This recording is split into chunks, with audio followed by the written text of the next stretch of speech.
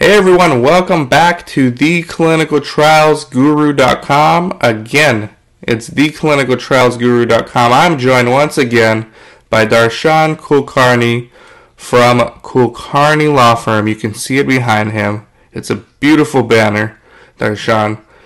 And Darshan's been on the show numerous times, right? You've been here, regular guest and very popular, so we keep doing these things because we're all about the page views, guys.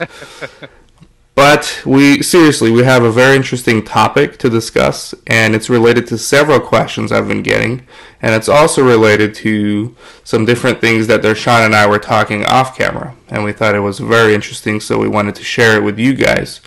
But it is all about, and before we get started, I have to introduce Darshan more properly. He's an attorney and a pharmacist and an educator, a lecturer, a blogger, a speaker. Just like, you do it all. You do it all.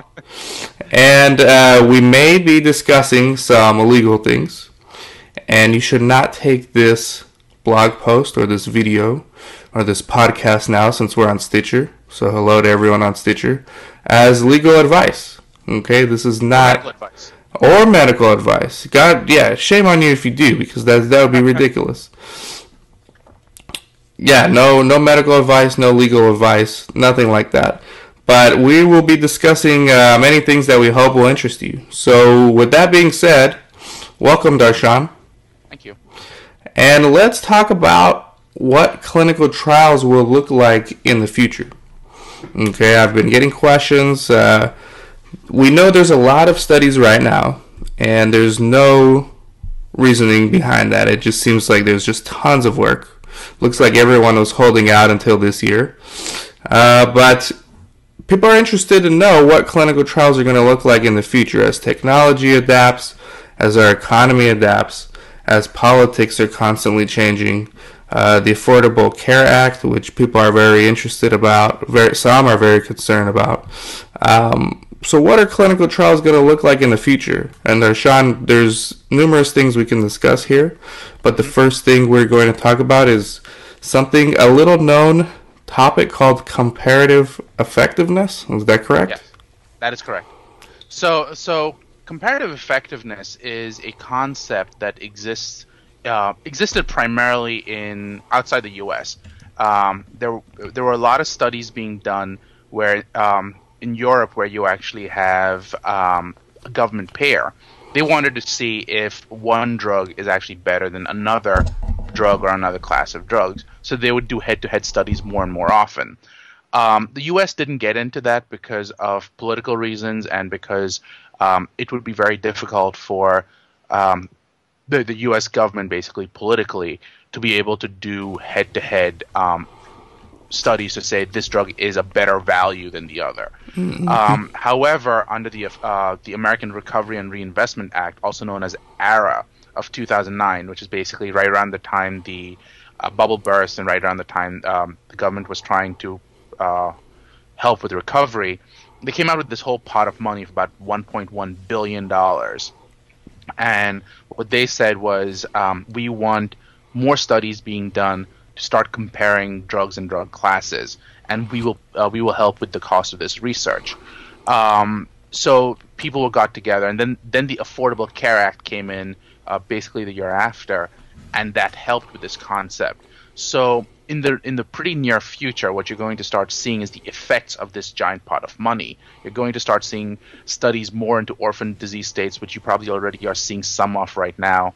You're going to start seeing more money being spent on evaluating drug classes, comparative drug classes. Mm-hmm. Now back to orphan. Sorry, why will we see more? Because the under ARA, a piece of money is actually dedicated to actually saying we want to know about orphan disease states, for disease states that no one's really paying money for because there's no money in it. We will start giving you guys money to start doing the appropriate research. Oh, okay. And that's part of this whole comparative effectiveness thing. So there's a pot of money, and you'll likely start seeing, as we said, there's more orphan drug research coming along. The FDA is making a push for it as well. There's another thing of, as you're probably seeing, drug companies are trying to start to make what are known as comparative claims, saying my drug is better than the other, has longer effects, or whatever it is. So advertising agencies want to start making those claims. To make those claims, you actually need to do head-to-head studies. You can't just sort of say, well, I think it's better. Well, that's not good enough. The FDA actually wants you to prove it. Yes. So you're going to start seeing in the future more studies, more inner workings between the advertising agencies and the clinical trials world. So people will have to start speaking multiple languages in terms of speaking marketing for clinical trials people and speaking clinical trials for advertising people. So I don't know if that's a short-term thing or a long-term thing, but that will likely start happening eventually. Yeah, and I would imagine if there's more orphan trials for like rare diseases and things like that, a lot of research sites, which makes up like 80% of this audience, a lot of research clinics are going to have to adapt as far as their recruitment campaigns for study participants, right? I know we do psychiatry trials where I run the clinics there, and for the most part, there's like schizophrenia studies, bipolar studies. These are very common for us to do, but there have been some studies lately that are very niche. They're like schizophrenic studies with abnormal movements, or schizophrenia with depression, like different things like that, like cognitive deficits. It's not just straight schizophrenia anymore. And I think in other areas, other therapeutic areas, they're seeing the same thing. And these orphan rare diseases are going to prove challenging for a lot of these sites to recruit for.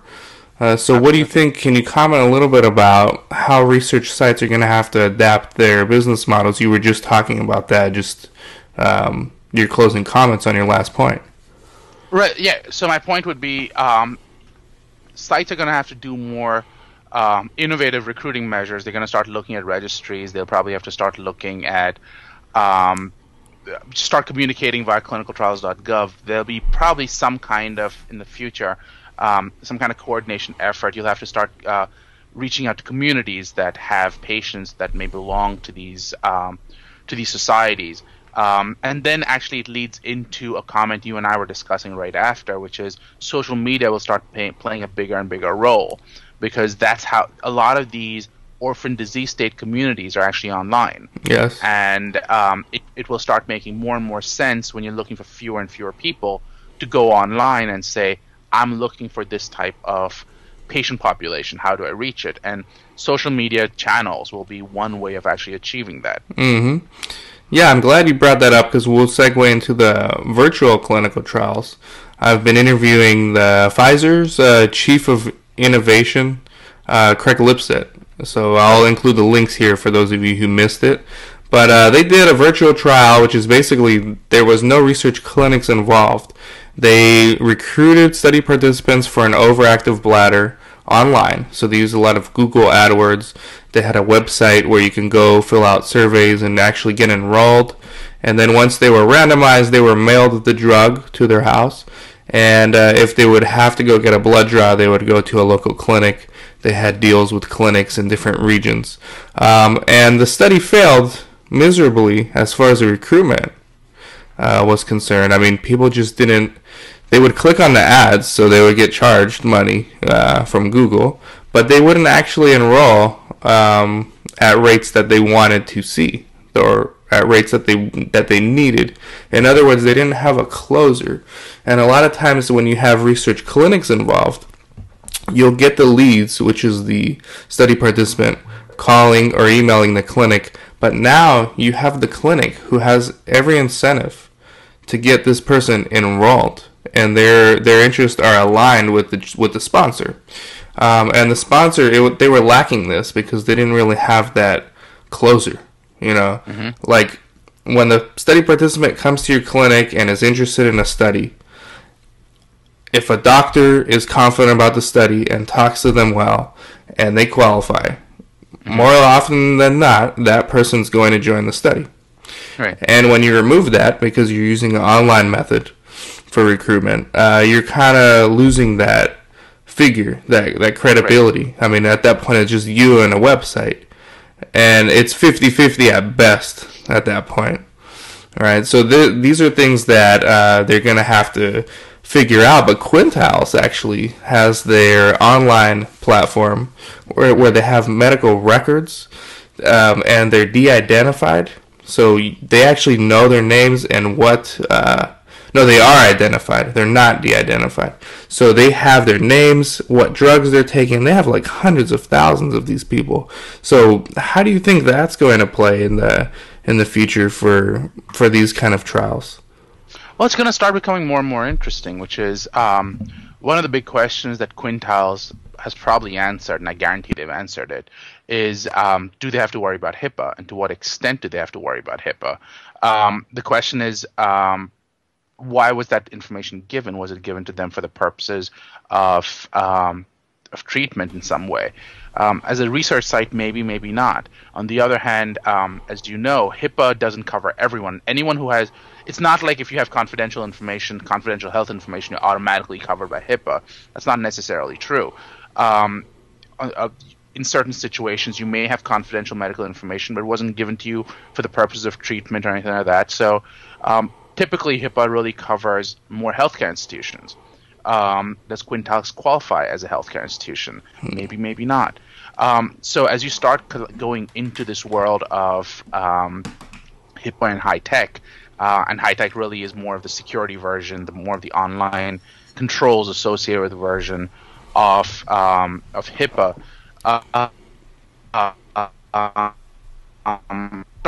People, okay, we have access to this data, but how do we use it? Can we give out this information? As you know, a lot of studies actually, we're talking about comparative effectiveness studies. One of the huge things that the FDA is doing, and for some random reason, this has slipped the radar, which makes no sense to me at all, but they've come up with a system called JANUS. Have you heard of JANUS before? No, I have not. Okay, so what JANUS is it's a it's almost like a database. I don't want to call it an artificial intelligence yet, but it's a database. And what it does is it's going to take data from all these adverse events and all of this information that they're getting, and you're going to be able to start comparing things automatically just by splicing the data. Really? And this is called JANUS, like JANICE? JANUS. Ah, okay. So I sense another blog post coming up there, Sean. Okay. Interesting. So how does that work?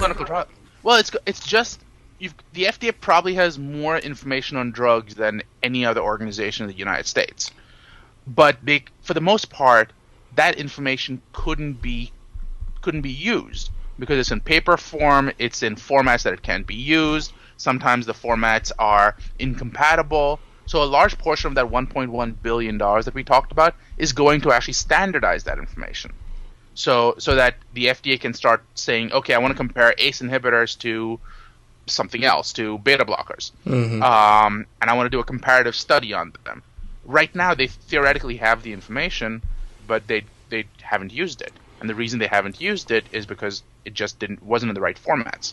So a lot of the money right now is going to say, okay, let's convert it to the right formats. And eventually, hopefully, we'll be in a situation where you can actually start doing those studies head to head, but without using people, because it'll almost be like a retrospective observational type of study. So like a simulation. Well, it's not a simulation in that it actually happened. Mm-hmm. It's just a simulation in that you aren't actually. It's not prospective. It's retrospective. So they can actually, like, they have data from previous trials. Right. And well, not just trials. Also, you have to remember they get pharmacovigilance data as well from actively approved drugs. That's right. And that's probably more data from there than from trials, right? Exactly. Significantly more. Quite possibly. Okay. And you're getting real-world data as opposed to... So clinical trials tend to be sanitized. So then through JANUS, the FDA can do...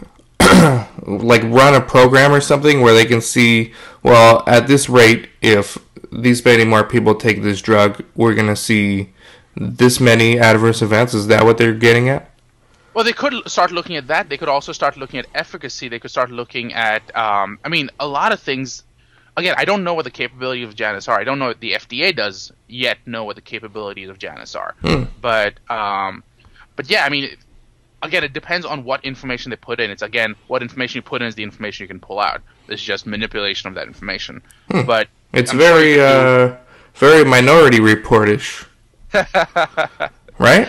It is in a little sense. But on the other hand, you could argue that you aren't going into people's lives anymore. You're taking data you already have, and now you can compare it across drug classes without actually making people do studies against each other. There have been studies done. I think the last one was the All Hat study, where the government did a huge actual study between different drug classes, and the manufacturers weren't happy because they said, "Oh, you didn't test my drug appropriately." But as you start seeing more and more of this $1.1 billion being used, you'll start coming to a situation where people will say either we need to do the studies up front, or the government will do it and we will have to just fight it later on. Right. So well, I'm glad you brought up Janus, because I mean, the topic here is clinical trials of the future. Do you ever think, let's say in the next 10 see where this years, is going, I guess. Do you ever think that we can do a clinical trial without actually using people, just using computer programs like we used to do in genetics class in college? We would like breed butterflies, and we would not use real butterflies. We would use computer programs, and they're very sophisticated, and you'd get real results. I think. I've never bred real butterflies, but I've done it online. And so, do you think we can get, I mean, it might be a silly question, but maybe not. Because look where if you would have told me, or somebody, 40 years ago, because I wasn't around, that we can communicate with anyone in the world at any given time through these things we call computers, I mean, no one would have believed you. So, to say that we can do clinical trials without actually using humans, do you see that as being possible? Well, in some senses, we're already talking about that, aren't we? Isn't that what Janus, in some senses, is doing?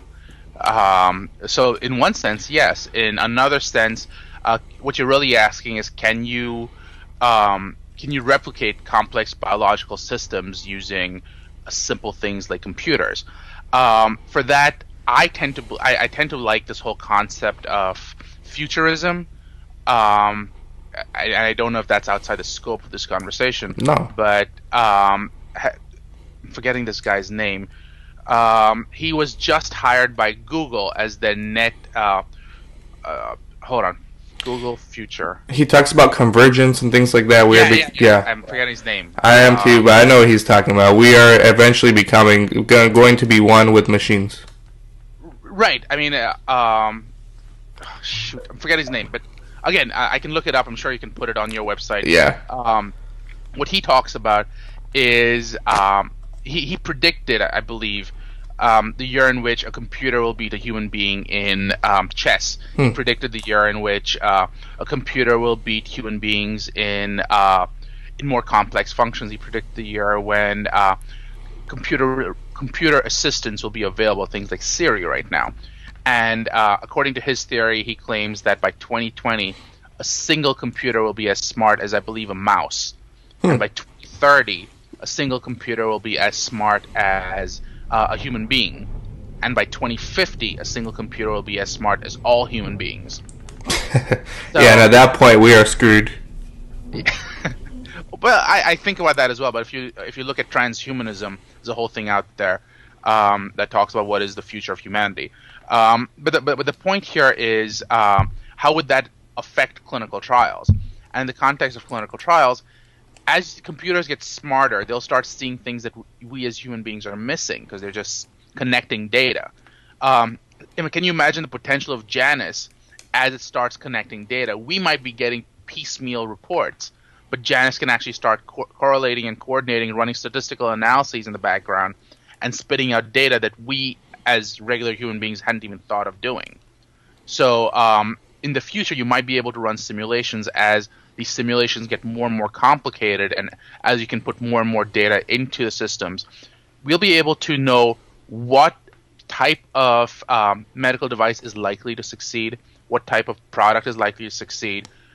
We aren't just depending on subjective opinions about efficacy. We're really depending on hard data. Right. So again, we're just talking about what could happen. I don't know how likely it is, but Yeah, well, we're getting there. I mean, people talk about social media and all this stuff, and it's like very touchy-feely. But in reality, the future and the real value in these computers and in the web is data. Anyone who runs even a blog knows that. I mean, the second you put Google Analytics on there, it's like you're opening your eyes to a whole new world, I mean, that's what it's all about. Sure, you can measure how many retweets you get or how many Facebook likes you get, but until you see, like, the depth that Google Analytics gets into, right. That's a whole nother world. So this is kind of what we're talking about here. Pfizer's virtual clinical trial is just the very beginning of what I think will be at least a part of clinical trials, and it looks like for the next 10 years, I mean, I can't predict anything, but we won't be going out of business as far as research clinics, and who knows whether we'll ever go out of business. I think they're always going to need research clinics to some extent. Yeah, I mean, think about it this way. Even if you can get computers to simulate data, the fact is in the end they need data to simulate from. If you have a whole new class of drugs, well, what data are they going to use? Right. In the end, you do need some kind of live human being. Now, in 50 years, if you can actually simulate a live human being, we're in a totally different discussion. Right. But right now, there's no way to do that. Right. We aren't even close to doing that. Right. We don't understand most of the factors that go into it. So yes, for the very, very far future, I don't see sites going anywhere. Right. These models, these systems have to be derived from reality and not from just randomness. Right. We might be able to simulate one piece of one neurojunction and be able to talk about that. But the fact is that when you combine that and you start looking at primary, secondary, quaternary, and multi-level structures, like human beings, we could do it at the cellular level, we could do it at the tissue level, we could do it at the organ level, we can do it at the multi-organ level, we could do it at the human being level. You get different results each time because as more and more systems coordinate, you get different data. Mm-hmm. So how likely is that to happen in the next 10 years? I don't think it's very likely at all. So yeah, good discussion. I know you got to run. You're a busy man. You going to court? No. Actually, I'm doing some work for a client, so I have to go back and handle that. Anything else you'd like to add as we wrap this up? No, at this moment, I think this was exciting, and I'm looking forward to talking to you more about. I assume Janus will be a different discussion at another point. Yeah. I wanted to get into generics, but I mean, we just got into Janus, and I'm very glad because I'm going to be doing some homework on that. So thank you for that. No problem.